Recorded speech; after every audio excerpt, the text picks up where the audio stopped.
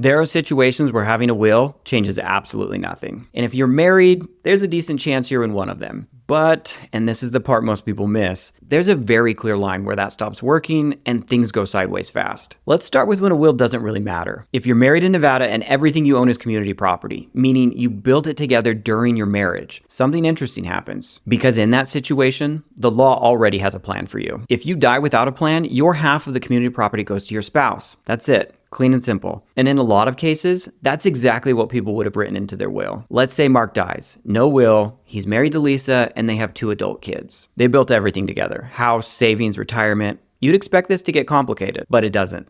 Lisa gets everything from the marriage. And later, when she passes away without a plan, it all goes to the kids. Will or no will, same outcome. So in a situation like that, married couple, adult children, everything shared, a will might not actually change anything. But here's where people get this wrong. They assume that's always true. And before we go further, there's one big misconception. A will does not avoid probate. It tells the court who gets what, but you're still going through the process. If you want to avoid probate, that's a completely different strategy. Now, this is where things break. The moment separate property enters the picture, everything changes. Separate property is anything that's yours alone, like something you owned before marriage or an inheritance. Let's go back to Mark and Lisa, same situation. Except right before Mark dies, he inherits a house from his father. Now, that house is his separate property. This is where people start to get uncomfortable. Lisa still gets the community property, but the house? She only gets 1/3. The other 2/3 go to the kids. A lot of people hear that and think, why are the kids getting anything while the spouse is still alive? And the answer is simple. If you don't pick your beneficiaries, the state will pick them for you. Here's another one. Jack and Jill, married, no kids. Jack built a business before the marriage, and a prenup confirms it's his separate property. Jack dies without a will. You'd think everything goes to Jill, right? It doesn't. She gets the community property, but only half of Jack's business.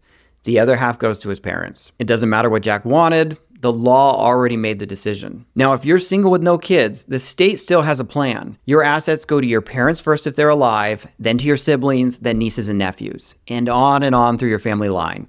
And if no one can be found, the state of Nevada gets everything. So yes, there's always a plan. And if you have minor children, this is where it gets serious.